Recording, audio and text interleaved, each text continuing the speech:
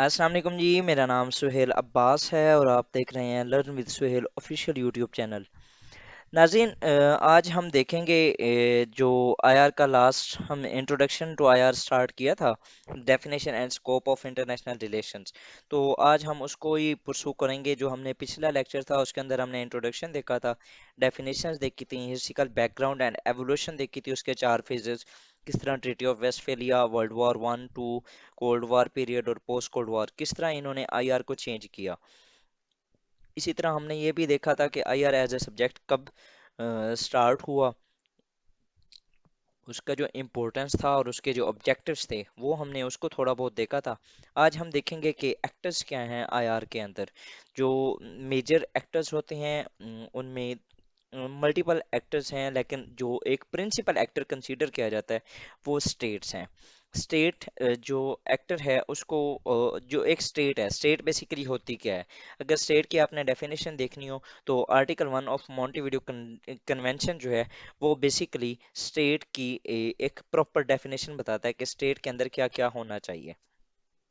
वो बताता है जी कि it must have a permanent population, इसी तरह it must have a defined territory, similarly it must have government, and similarly it must has the capacity to conduct international relations. So अगर for example हम इन चारों चीज़ों को apply करें on Pakistan, तो देखते हैं कि पाकिस्तान के अंदर एक परमानेंट पॉपुलेशन भी है, उसके अंदर एक डिफाइंड टेरिटरी भी है, उसकी एक गवर्नमेंट भी है जो कि उसके अंदर काम करती है, और similarly it has the capacity to conduct international relations with overall the world। ठीक है। उसके अलावा अगर आप देखें मल्टीपल जगहों पे मूवमेंट्स चल रही हैं जिनको आप फ्रीडम मूवमेंट्स कहते हैं, लाइक जिस तरह इंडिया के अंदर हैं, उसके अलावा पाकिस्तान के अंदर भी हैं, BRA BLA जिस तरह वो कोशिश कर रहे हैं। इसी तरह आप कश्मीरीज को देख लें, इसी तरह आप फलस्तीनियंस को देख लें, इसी तरह आप कुर्दिश कुर्दों को देख लें। तो उनके अंदर ना इनमें से कोई ना कोई चीज़ ना उनके अंदर आपको ऐसी होगी कि जो कि मिसिंग होगी, जिनकी बेस पे वो एक स्टेट का दर्जे पे फाइज नहीं होते। लाइक अगर फॉर एग्जांपल आप फलस्तीन को देख रहे हैं तो उनकी परमानेंट पॉपुलेशन है। यहाँ पर हम ना एक क्वेश्चन मार्क लगाएंगे कि क्या हमें नहीं आइडिया कि क्या उनकी एक परमानेंट पॉपुलेशन है भी और नहीं भी। अब अगर अगर है तो कितनी है, और जो उनके रेफ्यूजीज हैं उनको क्या कंसीडर किया जाएगा, उनके पॉपुलेशन या वो जिस कंट्री के अंदर चले गए हैं वो उनकी पॉपुलेशन कंसीडर किया जाएगा। इसी तरह एक डिफाइंड टेरिटरी, क्या उनकी डिफाइंड टेरिटरी है, तो पैलेस्टाइन की अभी नहीं है, क्योंकि वो एक वेस्ट बैंक और जो गजा है उसके अंदर वो डिवाइड तो हो चुका है। लेकिन आप ये देखें कि उसके ऊपर आयरोस कब्जा किया जा रहा है, मतलब कि उसकी जो टेरिटरी है उसको कम किया जा रहा है। सिमिलरली उसके अंदर गवर्नमेंट है, तो यस है। The capacity to conduct international relations, yes वो क्या वो उनके अंदर एक ये कैपेसिटी है to conduct international relation, because they have been conducting international relations with all Muslim world. Overall UN के अंदर भी यासिर अरफात साहब गए थे। उसके अलावा मल्टीपल जगहों पे ना वो उनका एक मल्टीलेटरल फोरम के ऊपर वो अपने आप को एज ए फलस्तीन स्टेट डिक्लेयर करते भी हैं, और वो रिस्पॉन्स भी कर रहे हैं, एक रिप्रेजेंट भी कर रहे हैं। ठीक है। लेकिन वो एक स्टेट की मद में नहीं आते, मतलब कि एक फलस्तीनियन एक स्टेट नहीं बनती। उसकी रीज़न ये है कि उनकी कोई डिफाइंड टेरिटरी नहीं है। ठीक है। और similarly to some extent permanent population का भी इशू है, मतलब कि उनको आप स्टेट कंसीडर नहीं कर सकते। लेकिन जब आप पाकिस्तान को देख लें, आप इंडिया को देख लें, आप किसी भी ऐसी स्टेट को देख लें, 193 जो मेंबर्स हैं ऑफ यूएन, उनकी लाजमी ये 4 चीज़ें होंगी, वो इस क्राइटेरिया के ऊपर पूरा उतरते होंगे। अब अगर फॉर एग्जांपल आप अफगानिस्तान की सिचुएशन को देखते हैं तो वहां पर एक परमानेंट पॉपुलेशन भी है, डिफाइंड टेरिटरी भी है, गवर्नमेंट भी है, the capacity to conduct international relations, ये भी वो कर सकते हैं क्योंकि उन्होंने दोहा डील की, और ओवरऑल वो भी एक स्टेट है जिसको इस्लामिक एमिरेट्स ऑफ अफगानिस्तान कहा जाता है। ये थे जी हमारे एक्टर्स जो हैं। एक मेजर एक्टर है स्टेट, इसको आप प्रिंसिपल एक्टर भी कहते हैं। स्टेटिज्म का कंसेप्ट है, ये हम इंशाल्लाह रियलिज्म में देखेंगे। नेक्स्ट हैं जी नॉन स्टेट एक्टर्स, मतलब कि स्टेट के अलावा और कौन कौन से एक्टर्स हैं। तो उनके अंदर सबसे पहला जो होते हैं, ये भी मल्टीपल टाइप्स की होती हैं। सबसे पहला जो इनके अंदर है वो इंटरनेशनल ऑर्गेनाइजेशंस हैं। अब इंटरनेशनल ऑर्गेनाइजेशंस फर्दर 3 से 4 टाइप्स की होती हैं। जिस तरह पहली टाइप है लिमिटेड पर्पस होता है उनका, और यूनिवर्सल मेंबरशिप होती है। कैसे? इंटरपोल या पोस्टल यूनियन। अब ये एक इनका लिमिटेड पर्पस है, लेकिन इनकी जो मेंबरशिप है वो यूनिवर्सल है, मतलब कि जितने भी ओवरऑल दुनिया के अंदर नेशंस हैं वो इनका पार्ट बन सकती हैं। सिमिलरली अगर देखा जाए तो दूसरी जो टाइप की है, जो दूसरी कैटेगरी है ऑफ इंटरनेशनल ऑर्गेनाइजेशन, वो है लिमिटेड पर्पस लिमिटेड मेंबरशिप। कैसे? नेटो, ओपेक, जिसके अंदर सिर्फ ऑयल, ओपेक के अंदर ऑयल प्रोड्यूसिंग कंट्रीज होंगे, और नेटो के अंदर जिस तरह जो कि सिर्फ नॉर्थ अटलांटिक ट्रीटी है, तो नॉर्थ अटलांटिक के अंदर जो और वो होंगे नेशंस होंगी वही होंगे। पाकिस्तान 9/11 के ऑनवर्ड नॉन नेटो अलाई बना, वो नेटो अलाई नहीं था।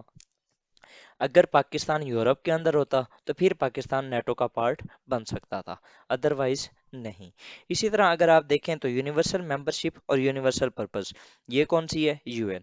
अब उसके अंदर 193 मेंबर्स हैं, और ऑलमोस्ट यही 193 रिकग्नाइज्ड स्टेट्स हैं दुनिया के अंदर, और वो सारी पार्ट्स हैं किसकी? यूएन की। और यूएन का जो पर्पस है वो भी एक लार्जर पर्पस है, मतलब कि उसके अंदर एक लार्ज स्केप ऑफ वो एक ऑब्जेक्टिव्स हैं of UN. Similarly universal purpose and limited partner membership, जिस तरह आसियान है, सार्क है, मतलब कि उनका पर्पस जो होता है वो तो लार्ज होता है, लेकिन उनकी जो मेंबरशिप होती है वो कम होती है, लिमिटेड से होते हैं। ये 4 टाइप्स थी इंटरनेशनल ऑर्गेनाइजेशंस की। नेक्स्ट अगर चलें तो जो फर्दर नॉन स्टेट एक्टर्स हैं वो आपकी मल्टीनेशनल कॉरपोरेशंस होती हैं, जिस तरह कोका कोला, सोनी, सैमसंग, और इसके अलावा जेटी, हवावे और शाओमी, मतलब कि ये जितने भी एमएनसीज हैं ये मल्टीनेशनल कॉरपोरेशंस हैं। नेक्स्ट अगर नॉन स्टेट एक्टर्स देखें आईआर के अंदर तो एनजीओज, जिस तरह नॉन गवर्नमेंटल ऑर्गेनाइजेशंस होती हैं, ग्रीन पीस जो कि एनवायरनमेंट की प्रोटेक्शन के लिए काम कर रही है। इसी तरह ट्रांस नेशनल इंटरेस्ट ग्रुप्स होते हैं like amnesty international, world economic forum. इसी तरह रीजनल मूवमेंट्स होती हैं जिस तरह मुस्लिम मूवमेंट्स, कैथलिक्स मूवमेंट्स हो गई। इथनिक ग्रुप्स होते हैं कुर्द्स, चेचन्स, कश्मीरीज। इसी तरह टेररिस्ट ऑर्गेनाइजेशंस होती हैं TTP, ETIM, al Qaeda, PLA, BRA. ये सारे क्या हैं जी? ये नॉन स्टेट एक्टर्स हैं, ठीक है, जो कि आईआर के पार्ट 2 में आती हैं। मतलब कि पहले एक्टर्स एक स्टेट एक्टर्स होते हैं और दूसरे नॉन स्टेट एक्टर्स होते हैं। स्टेट एक्टर्स के अंदर स्टेट्स होती हैं, और नॉन स्टेट एक्टर्स के अंदर इंटरनेशनल ऑर्गेनाइजेशंस, एमएनसीज, उसके अलावा नॉन गवर्नमेंट एनजीओज हो गई। और ये फर्दर भी इसको हम कर सकते हैं एलैबोरेट। बस ये एक हमें इतना ज़्यादा एक्सपेंड भी नहीं करना होता चीज़ों को, और बहुत ज़्यादा क्लोज भी नहीं करना होता। सो ये सब की मैंने आपको एग्जांपल्स भी दे दी हैं, अगर इनफ करने हैं इसको, बाकी फर्दर वहाँ पर हमने खुद ही लिखना होता है। नेक्स्ट अगर देखें तो अगर आप जेंडर के स्टूडेंट हैं तो उसके अंदर एक कंसेप्ट है ऑटोनॉमी वर्सेस इंटीग्रेशन डिबेट का। तो ये आईआर के अंदर भी था। आईआर के अंदर भी ये कंसीडर किया जाता था कि क्या आईआर को एक स्पेसिफिक और ऑटोनोमस, ऑटोनोमस वो कहते हैं कि जो कि एक इंडिपेंडेंस हो, ठीक है, और जो इंटीग्रेटेड होता है मतलब कि आप किसी चीज के साथ लिंक हो जाते हैं, ठीक है, मतलब कि कोई चीज है, अब फॉर एग्जांपल के इंडिया और पाकिस्तान थे, ये स्टार्टिंग के अंदर क्या था, एक सब कॉन्टिनेंट था, इंटीग्रेटेड था। लेकिन 1947 से ऑनवर्ड ये क्या हो गया, इंडिपेंडेंट हो गया, ऑटोनोमस 2 कंट्रीज वजूद में आए दुनिया के अंदर। इसी तरह आईआर जो था ये पहले मुख्तलिफ सब्जेक्ट्स का पार्ट था, जिस तरह पोल साइंस हो गया, सोशोलॉजी हो गया, या मल्टीपल जितने भी सब्जेक्ट्स थे, लॉ, फिलोसफी, साइकोलॉजी, ईटीसी, ठीक है। लेकिन उसके बाद जैसे ही आईआर एज ए सब्जेक्ट एक इंट्रोड्यूस करवाया गया, तो वहाँ पर एक डिबेट स्टार्ट होगी कि क्या इसको इंटीग्रेट किया जाए मुख्तलिफ सब्जेक्ट्स के साथ, या इसको एक ऑटोनोमिक सब्जेक्ट कंसीडर किया जाए। तो इस डिबेट का जो रिजल्ट निकला उसको हम थोड़ा सा देखते हैं कि इसको एक कंसीडर किया गया एज ए आईआर, एक जो ऑटोनोमस सब्जेक्ट था। लेकिन इसके ना जो 2 व्यूज थे उनको हम देखते हैं। इंटीग्रेशन वाले क्या कहते थे, as nation state remains the central actor, जिस तरह मैंने आपको पहले बताया कि स्टेट एक प्रिंसिपल एक्टर है इंटरनेशनल रिलेशन का। It can't be separated from political science. ये मॉर्टन कैप्लन और सी डैली फ्यूलर, ये इनके जो नेम्स थे इनको थोड़ा सा देख लीजिएगा। बाकी ये जो इनके जो नाम थे इनके मुताबिक जो नेशन स्टेट हैं, क्योंकि वो एक प्रिंसिपल एक्टर हैं, ठीक है, और इसको हम पॉलिटिकल साइंस के साथ, क्योंकि अब जो स्टेट है उसने तो ओवरऑल पॉलिटिक्स के साथ ही अपना रोल प्ले करना है ना, तो उसको हम पॉलिटिकल साइंस के से अलहदा नहीं कर सकते, तो it should be integrated into the pol science and likewise subjects. Similarly ये जो पाल्मर एंड परकिंस थे, जो दो स्कॉलर्स थे, उन्होंने भी ये कहा था कि IR lakhs clear cut conceptual framework and general applicable theory and depends on better organized discipline। मतलब कि आईआर के अंदर जो एक थ्योरेटिकल फ्रेमवर्क था उसकी कमी थी, जिसकी बेस पे हम इसको एक ऑटोनोमस सब्जेक्ट नहीं कंसीडर कर सकते, इसको इंटीग्रेटेड होना चाहिए। लेकिन जो इसके अपोजिट में थे, जो ऑटोनोमस में थे, उन्होंने ये कहा था कि IR can be intellectually distinguished, it is an autonomous scientific approach, it has generated methodological revolution and introduce theories in IR. जिस तरह बाद में जो हमारी थ्योरीज बनी, रियलिज्म, कंस्ट्रक्टिविज्म, etc। ठीक है, अब हम इसका जो इन द एंड स्कोप देखते हैं, स्कोप ऑफ आईआर, जो कि हमने लास्ट टाइम जो हमने देखा था कि 2021 के अंदर आया हुआ था, define IR and it's scope. तो अब ये पहले हमने एवोल्यूशन देखा था, अब हम इसका स्कोप देखते हैं कि स्कोप क्या है इसका। इन 1948 eight Paris conference the scope of subject matter of IR was discussed. It was discussed to include international politics, international organizations and international law। International law with the passage of time, जैसे UN का charter बना, वो basically आप अगर UN के charter को आप understand करते हैं तो इट इज़ इंटरनेशनल लॉ। मतलब कि वो एक दुनिया के अंदर एक ऐसा मैग्ना कार्टा है ऑफ इंटरनेशनल लॉ का, जिससे आप दुनिया के जितने भी रूल्स हैं उनको आप डिस्क्राइब करते हैं, या ओवरऑल जो दुनिया का कानून है उसको देखते हैं। ठीक है, तो ये जो तीन चीज़ें थी, ये पेरिस कॉन्फ्रेंस के बाद ये इसको आईआर के स्कोप के अंदर इंक्लूड की गई। In mid 1970s and 1985 multiple scholars gave their inputs regarding the subjects in 21st century। subject matter of IR has further broadened। किस तरह जी, Theodore Columbus and James Wolfe, इन्होंने कहा था जी national interest, diplomacy, international law, balance of power and international organisation, it should be the part of IR. Similarly John J Baylis ने और Steve Smith ने अपनी जो किताब थी globalisation of world politics and introduction to international relations, उन्होंने अंदर उसके अंदर जो ऐड किया वो ह्यूमन राइट्स थी, इन्वायरमेंट थी और जेंडर इश्यूज थे इनको, जिसके साथ ही पोस्ट पॉजिटिविज्म की एक थ्योरी भी आती है, फेमिनिज्म थ्योरी, आईआर के अंदर हम उसको भी देखेंगे। ये हमारा था स्कोप ऑफ आईआर, मतलब कि किस तरह ये एक एक्सपेंड हुआ किस तरह।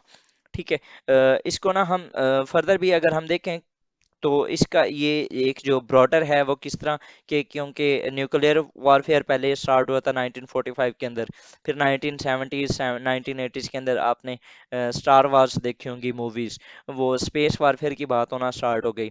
अब इंफॉर्मेशन एज है, लिबरलाइजेशन, टेररिज्म, इस्लामोफोबिया, और इसके अलावा साइबर वॉरफेयर, उसके अलावा क्वांटम कंप्यूटिंग, और ये जो बायोलॉजिकल वॉरफेयर है, ये सारी चीज़ें पहले जो हिस्ट्री के अंदर नहीं होती थी, लेकिन अब ये सारी हो रही हैं। मतलब कि with the passage of time जैसे ही दुनिया चेंज हो रही है, उसी तरह जो स्कोप है आईआर का वो भी बढ़ता जा रहा है। अगर आप आईआर की नेचर को देखें तो it is dynamic in nature, मतलब कि ये चेंज हो रही है, it has been changing since its emergence, it will be changing in the coming decades। Multiple issues will be coming under the radar of IR with the emergence of those issues। Like IR is a multidisciplinary subject, initially international politics was narrow, close and limited, लेकिन with the passage of time, जैसे world war one, world war two, इन्होंने change किया nature of IR को, फिर cold war ने change किया, now IR is broader in nature and open and extended. ये already मैं आपको बता चुका हूँ। अगर हम इसको एक कंक्लूड करें तो IR is a study of world in transition, मतलब कि जो दुनिया जिस तरह चेंज हो रही है, आईआर जो है बेसिकली उसकी स्टडी है। ठीक है, अगर हम कंक्लूड करें तो IR as an autonomous discipline encountered a milieu of post cold war period of war on terror. War remains the key issue in IR and subject matter of IR to serve peace, at least to prevent war। मतलब कि जो overall जो IR के अंदर basic चीजें रहेंगी वो वार और पीस ही रहेगा। जब से ये इमर्ज हुआ है तब से लेकर आज तक अगर आप देख लें तो इसकी जो ओवरऑल हिस्ट्री है वो इन्हीं दोनों चीज़ों के दरमियान ही घूम रही है। तो ये था जी हमारा इंट्रोडक्शन टू आईआर। ये हमारा एक टॉपिक कंप्लीट हो गया जी। अगर आपने पिछली वीडियो नहीं देखी तो आपका उसको उसका जो लिंक है मैं इस वीडियो के डिस्क्रिप्शन बॉक्स में शेयर कर दूंगा, यू कैन सी इट।